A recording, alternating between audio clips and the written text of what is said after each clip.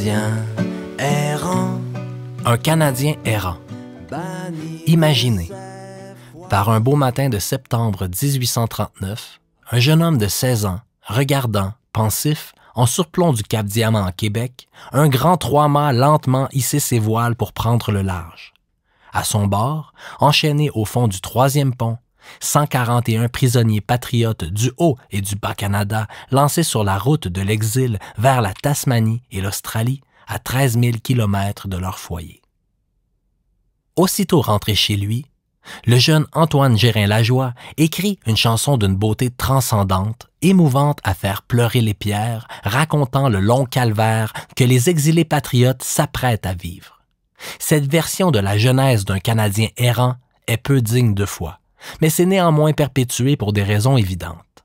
En 1839, le jeune Gérin-Lajoie est encore étudiant. Même s'il s'est mis à rimer dès l'âge de 13 ans, il ne compose sa célèbre chanson qu'en 1842. Il s'en expliquera d'ailleurs plus tard. J'ai composé cette chanson en 1842 lorsque je faisais ma rhétorique à Nicolette. Je l'ai faite un soir dans mon lit à la demande de mon ami Cyprien Pinard qui voulait avoir une chanson sur cet air par derrière chez ma tante. Elle a été publiée en 1844 dans le Charivari canadien sous mes initiales. Dans le journal précité, la chanson portait le titre « Le proscrit » et l'air indiqué était cependant au bord d'un clair ruisseau.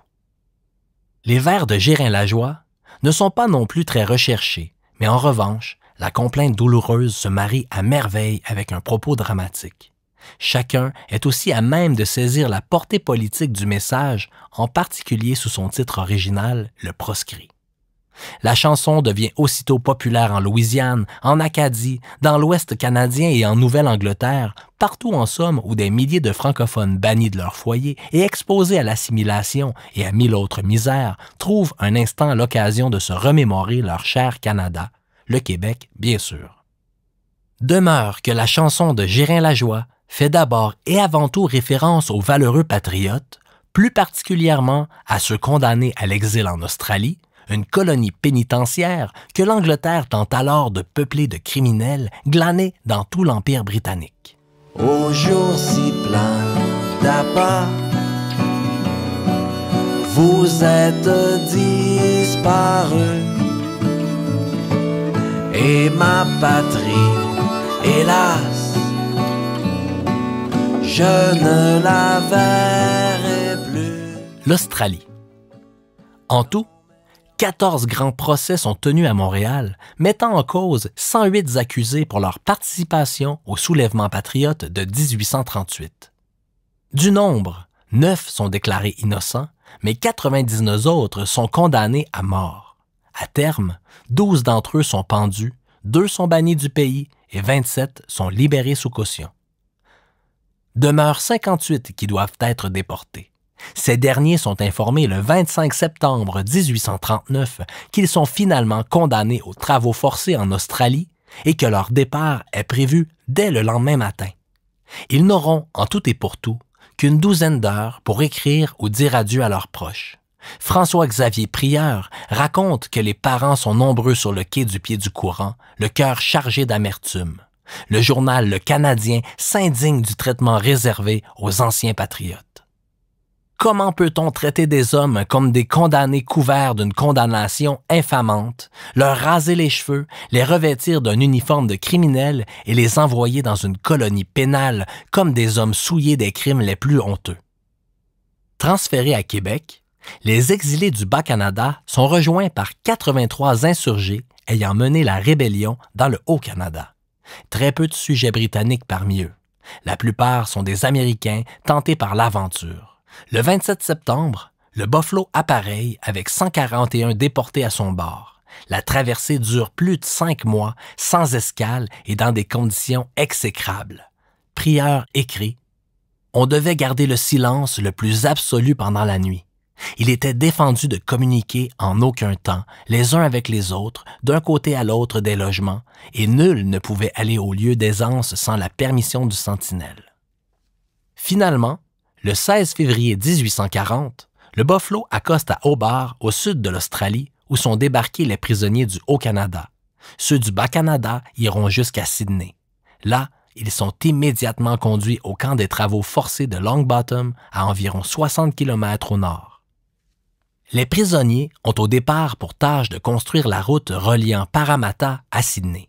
Par la suite, ils connaissent plus de liberté et pourront travailler pour les habitants qui veulent les employer en échange de nourriture, d'un toit et d'une petite allocation. La plupart respectent les lois imposées et certains fondent même de petites entreprises. À compter de juillet 1844, les exilés canadiens reçoivent progressivement leur pardon complet. Tous n'ont dès lors plus qu'une idée en tête, retourner chez eux. Ils ne sont cependant pas au bout de leur peine. Pour regagner le Canada, ils doivent payer leur voyage jusqu'à Londres et de là jusqu'à New York, puis le Bas-Canada. Une souscription est aussitôt levée à Montréal afin de financer leur retour. La plupart réussissent à rentrer à compter de 1845, provoquant à chaque fois des scènes de liesse dans leur village natal. Non mais en expirant, oh mon cher Canada, mon regard languissant vers toi se portera. Certains auront auparavant choisi la fuite, menant dès lors une vie de galère sous une fausse identité. Un autre, Joseph Marceau, devenu veuf durant son exil, décide plutôt de rester en Australie où il rendra de grands services. 2 rues y portent aujourd'hui son nom. D'autres, cependant, mourront en exil. On pense en particulier à Ignace Gabriel Chèvrefils, qui avait participé au soulèvement de Sainte-Martine en 1838, mais qui, fait prisonnier, avait vu tous ses biens saisis et sa famille jetée à la rue en plein hiver. Chèvrefils était un véritable colosse de plus de 6 pieds et pesant 200 livres. Les maigres rations réservées aux forçats le laissent donc rongé par la faim et dévoré par le regret. Son exil fut un véritable calvaire. Le 25 août 1841, on le retrouve inconscient, intoxiqué après avoir tenté de se nourrir de blé d'Inde à vache cru. Il meurt 6 jours plus tard au terme de douleurs atroces. Depuis l'Australie, c'est son ami le pailleur qui a la pénible tâche d'aviser sa femme, Josette Couillard, et ses 6 enfants. C'est avec peine que je prends la liberté de vous écrire ce peu de mots, mais un devoir me l'oblige. Je vais vous apprendre que mon cher Ignace Gabriel Chèvrefils est mort avec tous les secours de la religion. Il avait perdu sa connaissance environ 12 heures avant que de mourir. Si tu vois mon pays malheureux, va-t-y à mes amis, que je me souviens d'eux. Canadien, une identité kidnappée. Canada désigne d'abord le fleuve Saint-Laurent, puis les terres qui le bordent, de Vaudreuil à la Gaspésie. Déjà en Nouvelle-France, on distingue les Français nés en France des natifs qu'on appelle Canadiens. La conquête anglaise n'y change rien. Jamais avant la Confédération, un Britannique ne se serait arrogé le titre de Canadian. En 1867, le choix de Dominion of Canada vient d'abord du fait que seuls les francophones avaient su nommer le pays. Certains Britanniques proposent d'ailleurs le nom de Boréalis pour désigner le nouvel État. Rétrogradés au rang de Canadiens français, les francophones du Canada se considèrent longtemps comme les seuls Canadiens. Les autres sont des Anglais, tout simplement. Qu'on pense aux innombrables poèmes et chansons remontant à cette époque, à commencer par l'hymne national au Canada, composé en 1877 pour un défilé nationaliste de la Saint-Jean-Baptiste. L'usage de se désigner d'abord comme Québécoises et Québécois, en référence au seul État majoritairement français d'Amérique, s'installe au tournant des années 1960. Or, en abandonnant le noble nom de Canadien aux Canadiens anglo-saxons, c'est un riche héritage culturel qui allait être kidnappé et dès lors se charger d'ambiguïté. Du Haut-Canada aux Canadiens errants pleurant mon cher Canada, jusqu'au club de hockey canadien, c'est bien aux francophones du Québec que cela réfère. Notre identité québécoise ne doit donc pas faire oublier que nous fûmes d'abord Canadiens et qu'il nous revient de préserver cet héritage sous peine de voir périr tout un pan de notre identité.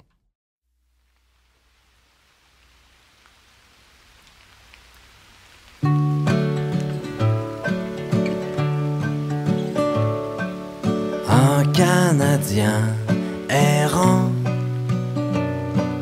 banni de ses foyers. Un Canadien errant, banni de ses foyers, parcourait en pleurant des pays étrangers, parcourait en pleurant des pays étrangers. Un jour triste et pensif, assis au bord des flots, au courant fugitif, il adressa ces mots: si tu vois mon pays malheureux, va-t-y à mes amis que je me souviens d'eux. Au jour si plein d'appât, vous êtes disparus, et ma patrie, hélas, je ne la verrai plus. Non, mais en expirant, oh mon cher Canada, mon regard languissant vers toi se portera.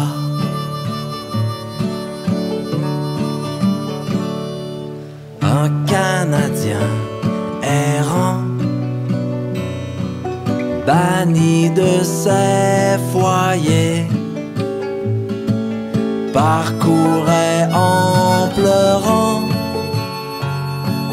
des pays étrangers,